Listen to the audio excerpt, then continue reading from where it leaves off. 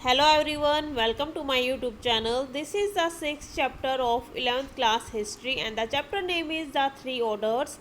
This is the second part of this chapter and in the first part I explained the different categories of European society and in this video I will explain the second orders.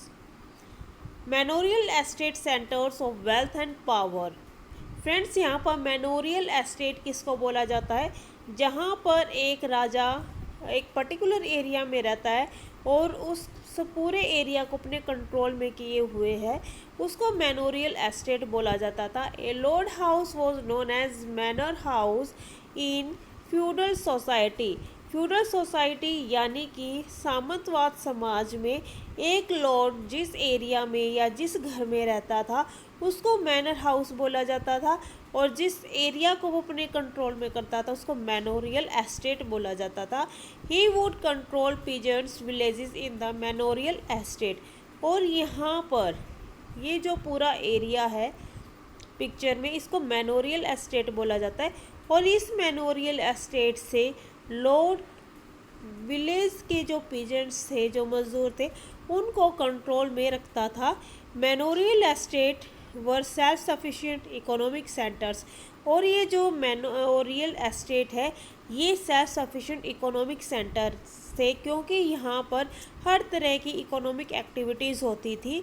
Each and every requirement of daily life was fulfilled in the estate. और इस estate में daily routine की जो भी चीज़ें होती थी वो सभी फुलफिल हो जाती थी, कंप्लीट हो जाती थी। The grains were grown in the fields. अनाज का उत्पादन खेतों में किया जाता था। Blacksmiths and carpenters maintained the lord's equipments and refurnished the ornaments. और लोहार और जो कारपेंटर्स थे वो लॉर्ड के इक्विपमेंट्स को रीफर्निश्ड करते थे, ऑर्नामेंट्स को भी वो रीफर्निश्ड करते थे और इक्विपमेंट्स को मेंटेन करके रखा जाता था। Stone masons managed their buildings. और जो मिस्त्री होते थे वो राजा की बिल्डिंग को मैनेज करके रखते थे। The woman prepare fabrics and children worked in lords wine presses. और जो औरतें थी वो फैब्रिक बनाने का काम करती थी और उनके बच्चे लॉर्ड के लिए वाइन प्रेसेस यानी कि जहाँ पर वाइन बनाई जाती थी वहाँ पर वो काम करते थे। वाइन प्रोडक्शन में उनका इन्वॉल्वमेंट था।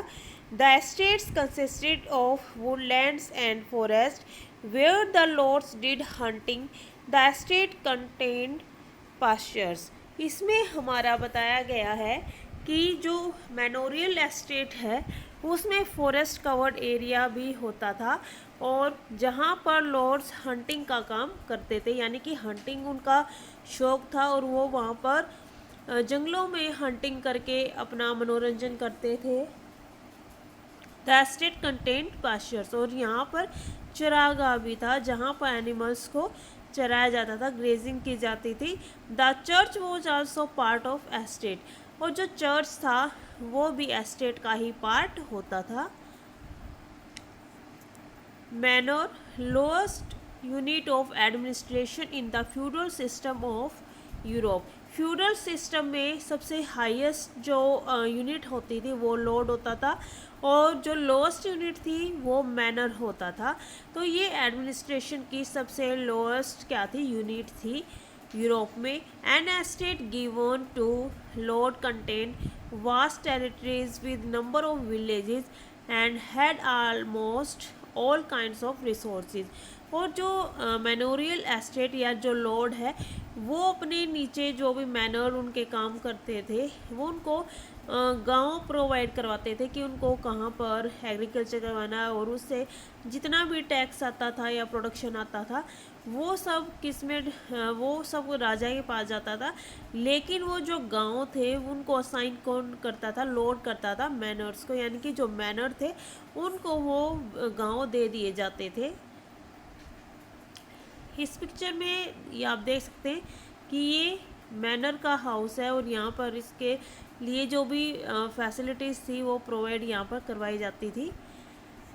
The next is knights. Regular localized war in Europe Europe में लोकल जो यानी कि लोकल लेवल पर वो होते ही रहते थे, रूटीन में होते रहते थे। इनसफिशिएंट अमेचर पेजेंट सोल्जर्स, और यहाँ पर शौकिया मजदूर यानी कि जो सैनिक थे उनकी कमी थी। Absence of good cavalry lead to the evolution of knights, और यहाँ पर क्या था कि अच्छे घुड़सवारों की कमी के कारण जो नाइट्स थे उनकी उत्पत्ति हुई, उनका इवोल्यूशन हुआ। They were under the lords, और ये लॉर्ड्स के अंडर काम करते थे।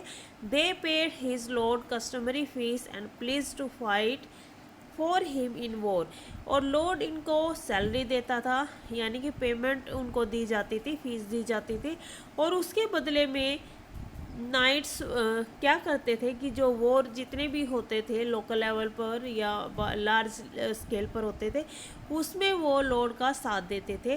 The lords guaranteed a piece of land, और जो लॉर्ड है वो नाइट्स को एक लैंड प्रोवाइड करवाता था जिसको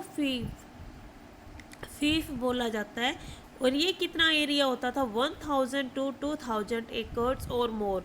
जो भी लॉर्ड्स के द्वारा नाइट्स को लैंड प्रोवाइड करवाई जाती थी वो 1000 to 2000 एकर्स होती थी for knights in lieu of their service, कि और भी उनको सर्विसेज प्रोवाइड करवाई जाती थी नाइट्स के लिए।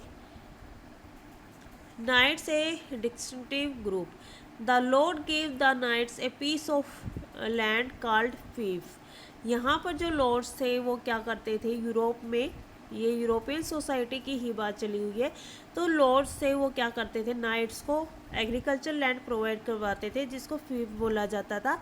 ए knights fief consist of first है a house for him and his family, knights को एक हाउस प्रोवाइड करवाया जाता था उसके लिए और उसकी फैमिली के लिए।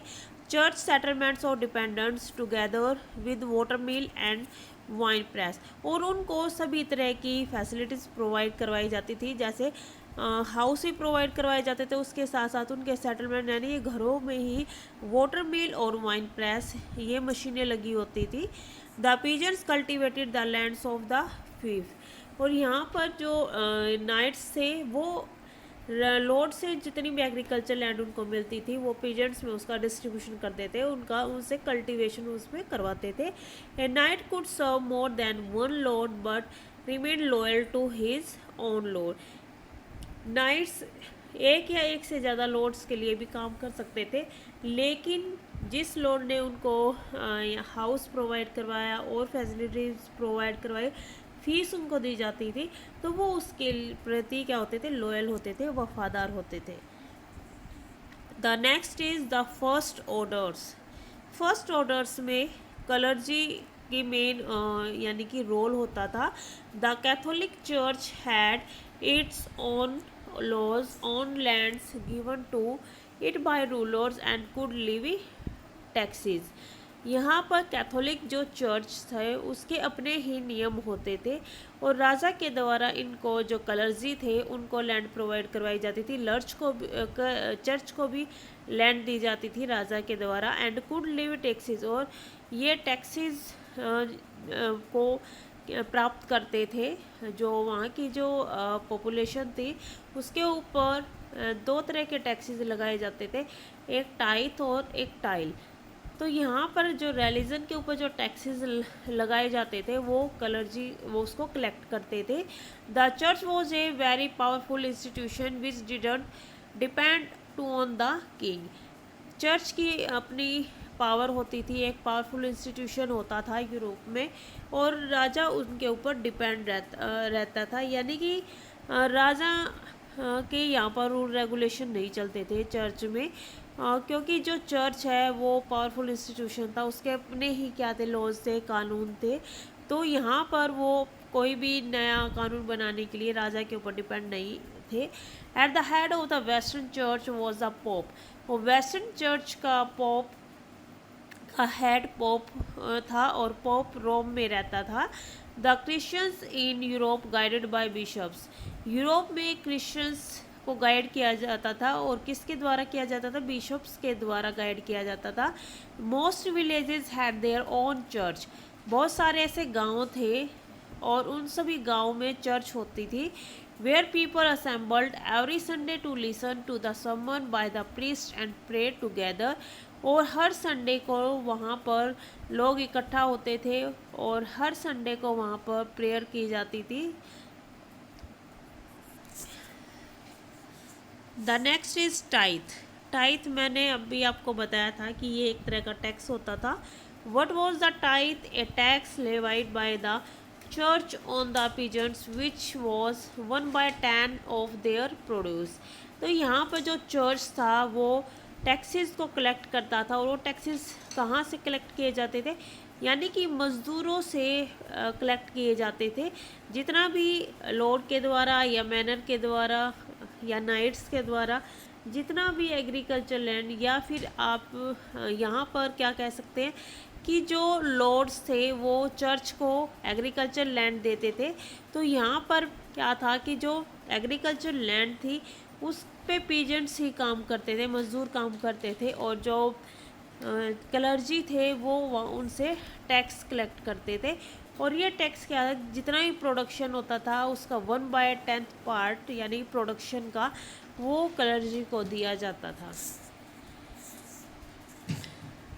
Second is Monks. यहाँ पर जो फर्स्ट ऑर्डर है उसको उसकी अलग अलग कैटेगरी में उसको डिवाइड किया गया है। जैसे फर्स्ट हमने क्लर्जी पढ़ा था, तो सेकंड इसमें आता है मॉन्क्स, स्पिरिचुअल क्रिश्चियंस इन फ्यूडल सोसाइटी। फ्यूडल सोसाइटी में ये आध्यात्मिक जो क्रिश्चियंस थे इनको मॉन्क्स बोला जाता था। Lived in religious communities called एबे और मोनेस्ट्रीज।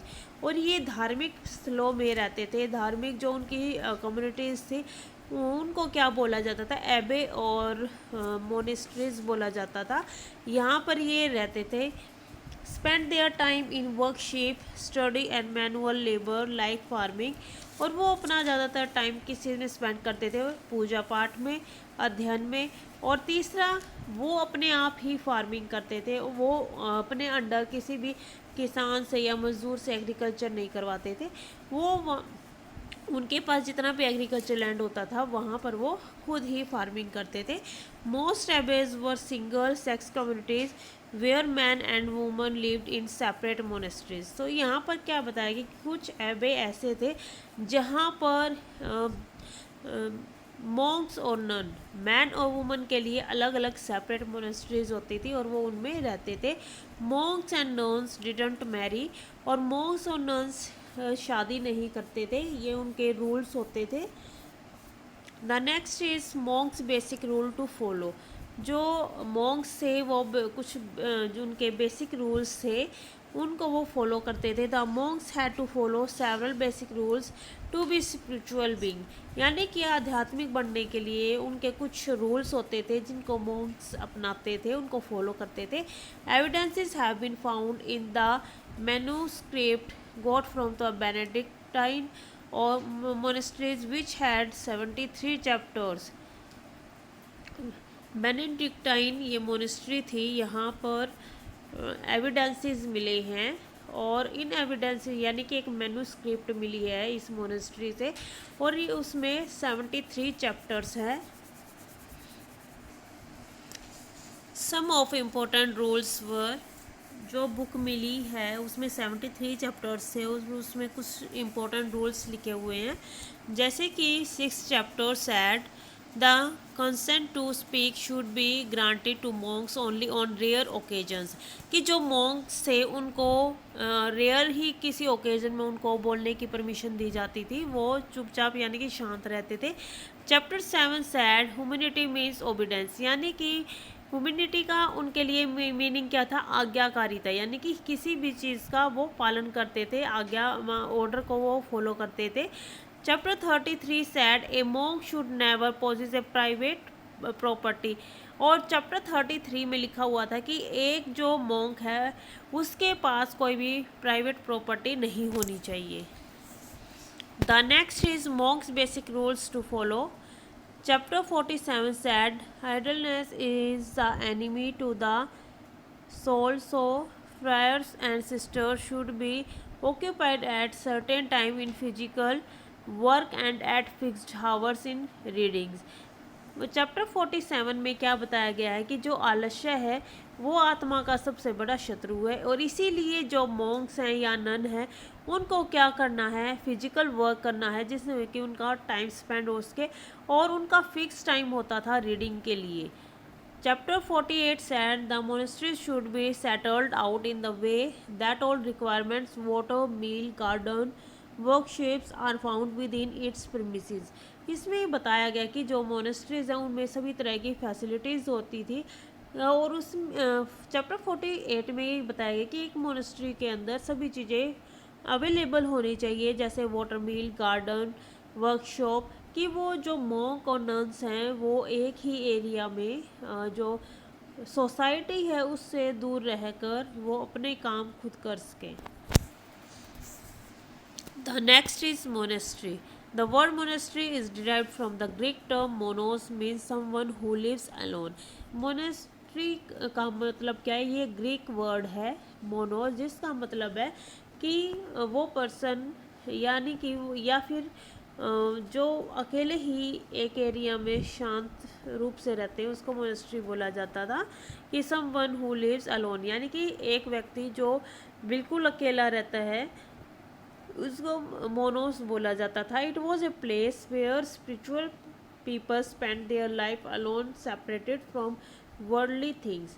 और मोनेस्ट्री क्या है, एक प्लेस है जहाँ पर जो मॉन्क और नन्स है वो अपनी लाइफ स्पेंड करते हैं, और वो वर्ल्ड की जो वस्तुएं हैं वो उनसे सेपरेट होकर अपना टाइम यहाँ पर स्पेंड करते हैं। Two well known monasteries established by Saint Benedict in Italy. ये दो मोनेस्ट्रीज हैं जिनको एस्टेब्लिश किया गया था। फर्स्ट है Saint Benedict in Italy. Italy में 529 BC में सेंट बेनेडिक्ट मोनेस्ट्री को एस्टेब्लिश किया गया था। और Cluny of Burgundy in 910 BC में बरगंडी क्लूनी ये प्लेस है, यहाँ पर भी ये इस मोनेस्ट्री का एस्टेब्लिशमेंट किया गया था। Thank you very much for watching my video. If you like my video, please like and subscribe my channel.